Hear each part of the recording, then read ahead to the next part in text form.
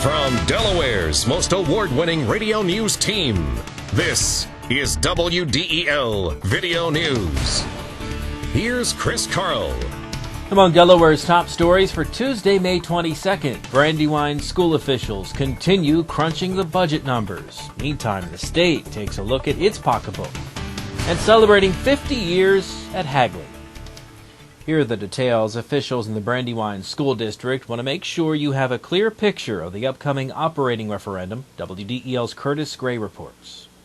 Members of the school board listened intently as Superintendent Jim Scanlon during Monday night's monthly meeting expressed his desire to make sure you know the makeup of the operating referendum for June 4th.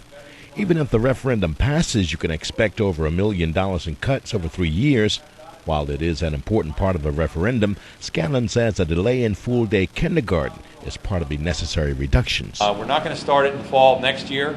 That delays a cost of about $600,000 from next year to the fall of 2008. We had technology. We reduced the technology request by about $500,000 in the first year and $250,000 in year 2 and 3. Claymont resident Chuck Riley isn't convinced the district is doing all it can do to cut back. I voted no against the referendum the last time. I plan to vote no again. I just don't think that we're getting more bang for our buck here. I think there's teaching positions of people that were hired as teachers that are not teaching. You can expect to pay about $173 more in taxes for the average homeowners for the first year, as the referendum raises about $8 million a year over 3 years. I'm Curtis Gray, 1150 AM, WDEL. Police are now identifying the driver who was killed in a one-car crash on Wrangell Hill Road in the Bear area. State troopers say 65-year-old Joan Merlander of Bear was seen slumped over her steering wheel just before her car crashed into a tree yesterday morning. Police say she was heading south, rounding a curve north of Delaware Road when she crossed into the southbound lanes and went off the road.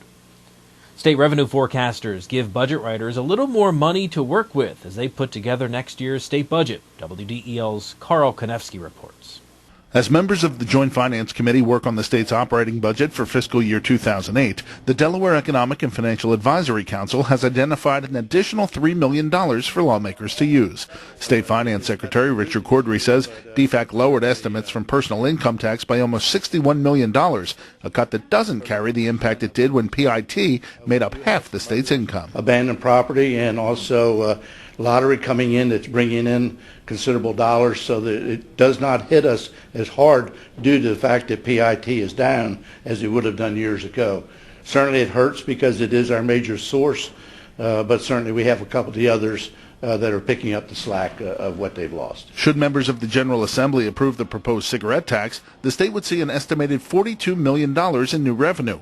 But Bert Scoletti, Director of Policy and External Affairs for the Office of Management and Budget, says without extra revenue, budget writers will be forced to make cuts to services. I think this governor's committed to ensuring health care for the Medicaid population.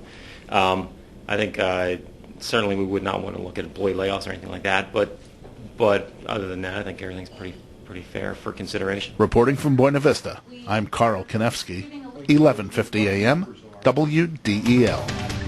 Several Delaware schools are on a list of the nation's best. WDEL News continues in a moment.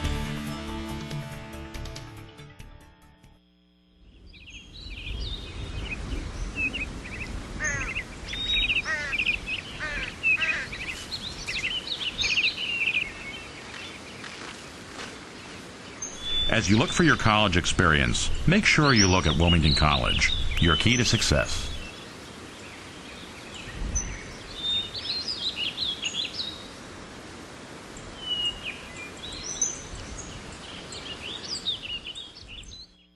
What effect will gas prices have on the summer driving season? Travel projections from AAA Mid-Atlantic call for about 100,000 Delawareans to take a trip 50 miles or more this Memorial Day, close to last year's number.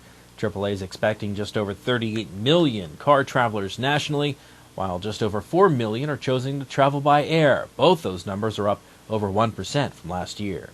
7 Delaware schools have made Newsweek's list of the country's top schools.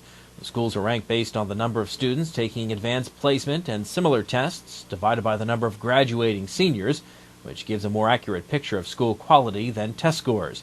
The Charter School of Wilmington, A.I. DuPont High School, and Cab Calloway cracked the top 500, with Brandywine, Dover, Concord, and Mount Pleasant High Schools also on the list. A new exhibit celebrates the history of the DuPont Company and the museum itself that keeps that history alive. WDEL's Carl Konevsky takes a look. It's been 50 years since the Hagley Museum opened its doors on the banks of the Brandywine River, the site that housed the gunpowder mills which marked the start of the DuPont Company. Jeff Halfpenny, director of the Hagley Museum and Library, says he hopes the exhibit, marking the museum's half-century of service to the community, will help broaden the scope of the 235-acre site. The Brandywine still flows. The energy from the Brandywine was used to produce the gunpowder, which of course then became portable energy to take this energy off-site. So we're wanting to encourage more and more families and children to come to experience the site in its many different assets. Dan Muir, deputy director of museum administration at Hagley, says the museum has grown significantly since opening, with exhibits on just one floor of a building. We now have 3 floors of exhibits. We have the restored DuPont family home that is open to the public. We have a barn. We have the office building, the first office building of the DuPont Company. We have classrooms. We have restorations, demonstrations. Governor Minner was on hand to help open the exhibit, which will run through the end of the year, open daily from 9:30 to 4:30. Reporting from Hagley Museum in Wilmington, I'm Carl Konevsky, 1150 AM, WDEL. Don't look now, but the Blue Rocks are in first place. WDEL Sports and your Delaware AccuWeather forecast coming up. Oh. Is everything okay, ma'am? Not really. I need to ride dark tomorrow to get to work, and I forgot to buy my dark card.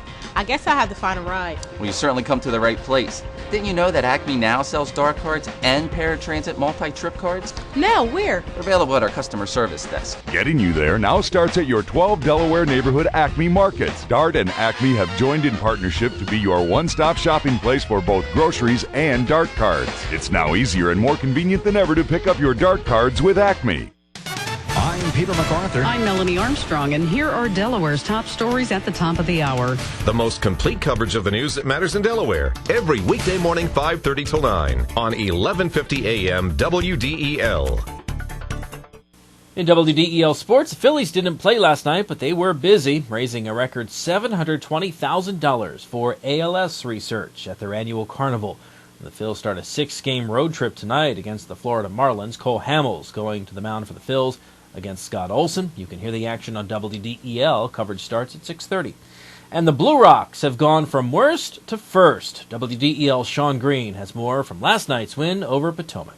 Old Glory lying calm last night at Frawley Stadium as the Blue Rocks opened the series against the Potomac Nationals. Bottom of the first, no score, and Mario Lasan hits this bomb to left field, his second home run of the season, a 2-run shot. 2-0 Blue Rocks. Top of the third, now 2-1. The Nats' Ophelio Castro takes this offering right down the left field line, off the wall, a 2-run triple. Ian Desmond and Marcos Yepes both score. The Nats led 3-2.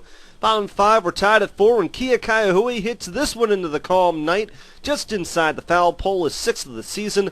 Rocks would lead 6-4 and go on to a 6-5 win. Reporting from Wilmington, I'm Sean Green, 1150 AM, WDEL Sports. Your WDEL Delaware AccuWeather forecast. More picture-perfect weather. Mostly sunny today, high 76. Clear tonight, low 46 for tomorrow and Thursday. Mostly sunny with highs both days in the mid to upper 70s. Get news updates throughout the day. Delaware's top stories at the top of the hour on 1150 AM WDEL or anytime right here at WDEL.com, including news video from Delaware and around the world from WDEL and the Associated Press. I'm Chris Carl. Thanks for watching.